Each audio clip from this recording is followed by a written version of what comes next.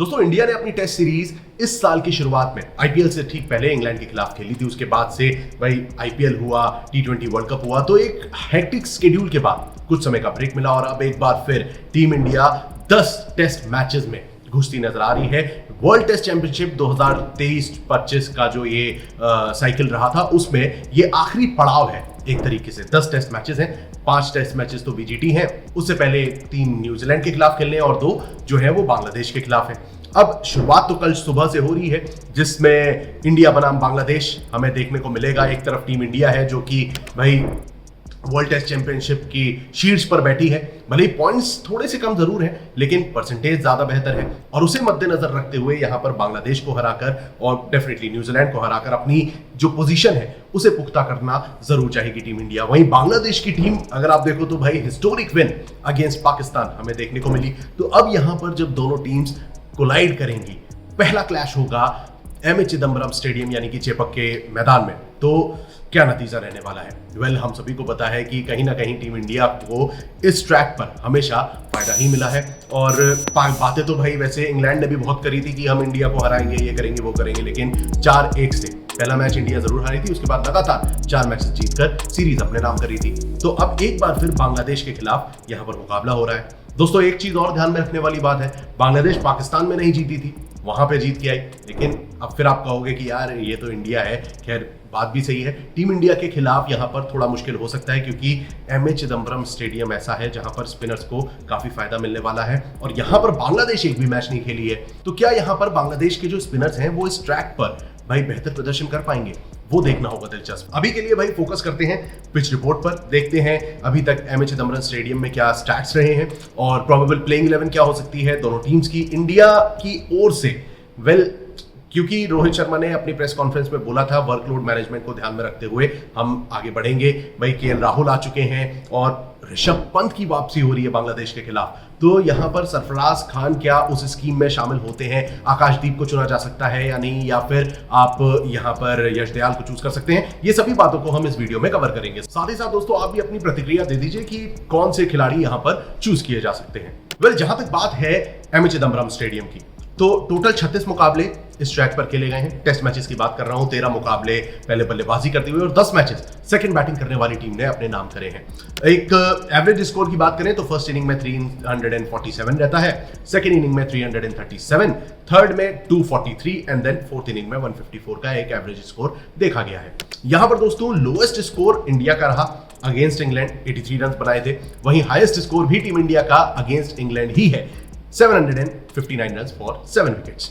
अब दोस्तों यहां पर बड़ी बात यह आ जाती है कि इंडिया इंग्लैंड जैसी टीम को यहां पर हरा चुकी है और दोस्तों अगर होम ग्राउंड की ही बात करें तो टीम इंडिया पिछले 10 सालों में 45 टेस्ट मैचेस खेली है जिसमें से 7 मैचेस ड्रॉ हुए, 34 मैचेस इंडिया ने जीते और मात्र 4 मैचेस में उन्हें हार का सामना करना पड़ा है। भाई उम्मीद तो यही है कि दोनों टीम्स के बीच जबरदस्त मैच हो क्योंकि बांग्लादेश की भी टीम काफी ज्यादा कॉन्फिडेंट है और टीम इंडिया के पास ऐसे खिलाड़ी हैं जो कि इस मुकाबले में बांग्लादेश को एक जबरदस्त स्वाद चखा सकते हैं। और ओवरऑल अगर आप देखें तो 13 मैचेस अभी तक दोनों टीम्स के बीच हुए हैं, 2 मैचेस ड्रॉ हुए और इंडिया ने 11 मुकाबले अपने नाम करे हैं। अभी तक बांग्लादेश नहीं जीत पाई है अगेंस्ट इंडिया। तो क्या यहां पर बांग्लादेश भाई मुकाबला जीत सकती है?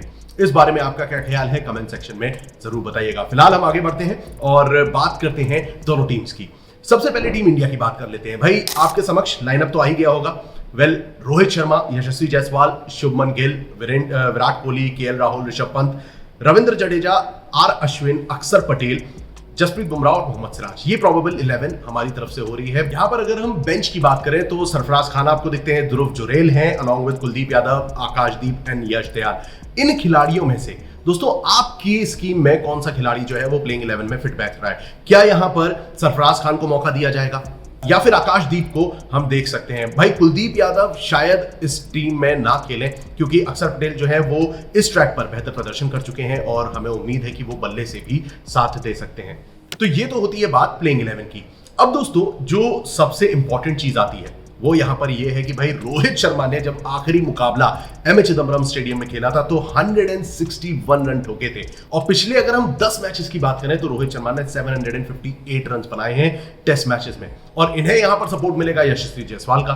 भाई जायसवाल की भी ताबड़तोड़ बल्लेबाजी चली है। 9 मैचेस में इन्होंने 1028 रन बनाए हैं, जिसमें 3 सेंचुरी, 2 डबल सेंचुरी और 4 हाफ सेंचुरी शामिल है। और एवरेज भी आप देख सकते हैं 68.53 का है। तो दोस्तों यशस्वी जायसवाल अलॉन्ग विद रोहित शर्मा, कमाल का कॉम्बिनेशन हमें देखने को मिलने वाला है। और मिडिल ऑर्डर की अगर हम बात करें तो भाई विराट कोहली, शुभमन गिल जैसे बल्लेबाज हैं ही। अब केएल राहुल से आप कितनी उम्मीद रख सकते हो वो देखना दिलचस्प होगा। विराट कोहली और केएल राहुल की जो साझेदारी है वो भी बड़ी हो सकती है इस मुकाबले में, if something goes wrong in the top order. तो ये हुई एक बात। एंड अगेन भाई ऋषभ पंत वापसी कर रहे हैं। तो ये तो होती है बात बल्लेबाजी की। अब यहां पर जरा गेंदबाजी की बात करते हैं, और ऐसे में भाई रविचंद्रन अश्विन का नाम कैसे ना लिया जाए। टोटल 100 टेस्ट मैचेस ये खेल चुके हैं, 516 विकेट चटका चुके हैं 23.75 के एवरेज के साथ। और दोस्तों यहां पर बड़ी बात क्या है भाई, इन्होंने 4 मैचेस में, जो लास्ट 4 मैचेस हुए हैं उसमें 30 विकेट चटकाए हैं। और साथ ही साथ दोस्तों इन्होंने 3309 रन भी बनाए हैं, जिसमें 5 सेंचुरी और 14 हाफ सेंचुरी शामिल है। तो ये है रविचंद्रन अश्विन का profile. Now let's talk about another भाई ऑलराउंडर, या फिर कहें एक मेन स्ट्रीम हार्डकोर बॉलर। तो यहां पर अक्षर पटेल हैं, जिन्होंने आखिरी मैच जो यहां पर खेला था एमए चिदम्बरम स्टेडियम में 7 विकेट निकाले थे इंग्लैंड के खिलाफ। और उसके अलावा ओवरऑल 14 मैचेस में 55 विकेट चटका चुके हैं 19.35 की एवरेज से। जब बात हो रही थी बॉलर्स की तो एक नाम शायद मेरे से मिस हो गया, और वो थे जसप्रीत बुमराह। वेल, इस खिलाड़ी ने लास्ट 6 मैचेस में 31 विकेट निकाले हैं, और अगर आप देखें तो ओवरऑल 36 मैचेस में 159 विकेट्स, और एवरेज रहा है इस दौरान 20.7 का। तो ये हैं कुछ ऐसे खास खिलाड़ी फ्रॉम इंडिया जिन पर रहने वाली है सभी की नजरें। Now let's talk about Bangladesh. भाई बांग्लादेश की टीम, जैसा मुझे लग रहा है शायद वो पाकिस्तान के खिलाफ जो प्लेइंग 11 थी उसी के साथ उतरेंगे। आप देख सकते हैं सदमान इस्लाम, जाकिर हसन, नजमुल हुसैन चंतुर जो टीम के कप्तान हैं, मोमिनुल हक, मुशफिकुर रहीम, लिटन दास, शाकिबुल हसन, मेहंदी हसन मिराज। ये जो मैंने अभी 4 नाम लिए हैं ये बेहद क्रूशियल होने वाले हैं। और इनके साथ साथ हसन महमूद, तास्किन अहमद और नाहिद राणा खेलते नजर आ सकते हैं। अब जो इनके पोटेंशियल चेंजेस है या फिर कहीं जो बेंच पे बैठे खिलाड़ी हैं उसमें है महमूदुल हसन जॉय, जेकर अली, ताइजुल इस्लाम, नईम हसन और खालिद अहमद। दोस्तों यहां पर एक ताइजुल इस्लाम, चूंकि मैच एमए चिदम्बरम स्टेडियम में है तो ताइजुल इस्लाम बेहद इंपॉर्टेंट रोल प्ले कर सकते हैं, और दूसरे हैं महमूदुल हसन जॉय। इनको, इन दोनों में से किसी एक को चूज किया जा सकता है प्रोबेबल 11 में। अब आती है बात बांग्लादेश की। तो भाई पहला टेस्ट मैच पाकिस्तान के खिलाफ इन्होंने खेला था, और मुशफिकुर रहीम उसमें प्लेयर ऑफ द मैच रहे थे। 10 विकेट से वो मुकाबला जीता था। 191 रन मुशफिकुर रहीम ने बनाए थे। दूसरा टेस्ट मैच इन्होंने 6 विकेट से जीता, और उसमें प्लेयर ऑफ द मैच रहे थे लिटन दास, जिन्होंने 138 रन बनाए थे। एंड वी ऑल नो भाई प्लेयर ऑफ द सीरीज रहे मेहंदी हसन मिराज, जिन्होंने 155 रन भी बनाए और 10 विकेट भी निकाले थे। तो इनका ऑलराउंड प्रदर्शन भाई बांग्लादेश के लिए फ्रूटफुल साबित हुआ था। तो ऐसे में जब आप की प्लेयर्स की बात करते हो तो इसीलिए मैंने इन 3 प्लेयर्स के नाम लिए थे, इन पर खास तौर से नजर रहने वाली है।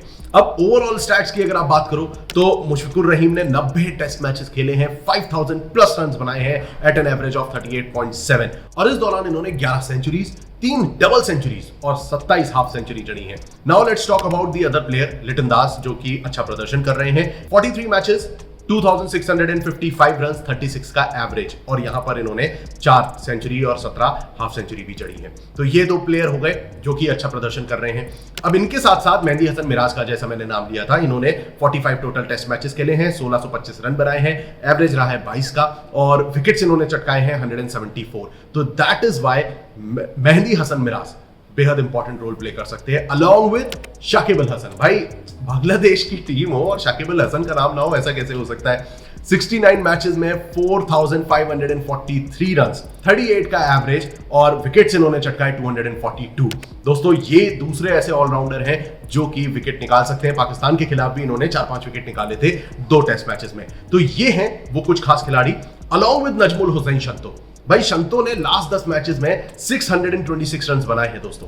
तो नजमुल हुसैन शंतो अलॉन्ग विद, जैसा मैंने आपको बोला, मुशफिकुर रहीम, लिटन दास, मेहंदी हसन मिराज एंड शाकिबुल हसन, ये 5 ऐसे खिलाड़ी हैं जिन पर सभी की निगाहें हो सकती हैं। तो दोस्तों फाइनली मैंने आपको प्रोबेबल प्लेइंग 11 बता दी है और की प्लेयर्स आपके समक्ष रखती हैं जो कि आपकी फैंटेसी टीम में भी शामिल हो सकते हैं। तो इन दो स्टैट्स के साथ साथ और वेन्यू को मद्देनजर रखते हुए भाई कहीं ना कहीं तो इंडिया ये मुकाबला आराम से निकालने की काबिलियत रखती है। अब इस बारे में व्हाट डू यू थिंक, क्या इंडिया ये पहला टेस्ट मैच 19 तारीख से जो कल से शुरू हो रहा है, क्या ये टेस्ट मैच टीम इंडिया आसानी से जीत रही है या फिर एक चैलेंज पुटअप करती नजर आ सकती है बांग्लादेश, जो कि उनकी रीसेंट हिस्ट्री रही पाकिस्तान के खिलाफ, तो एक कॉन्फिडेंस रहेगा, या फिर बांग्लादेश एक बहुत बड़ा अपसेट कर देगी और इंडिया को हरा सकती है। भाई इन तीन ऑप्शंस हैं, इनमें से आपका क्या ओपिनियन है कमेंट सेक्शन में जरूर बताइएगा। मैंने तो अपना काम कर दिया है, उम्मीद करता हूं आपको सारे डाउट्स इस वीडियो में क्लियर हो गए होंगे और वीडियो पसंद आया हो, इंफॉर्मेटिव लगा हो तो इसे लाइक जरूर करिएगा दोस्तों, और चैनल को सब्सक्राइब नहीं किया है तो देर किस बात की है, फटाफट से सब्सक्राइब का बटन दबाइए,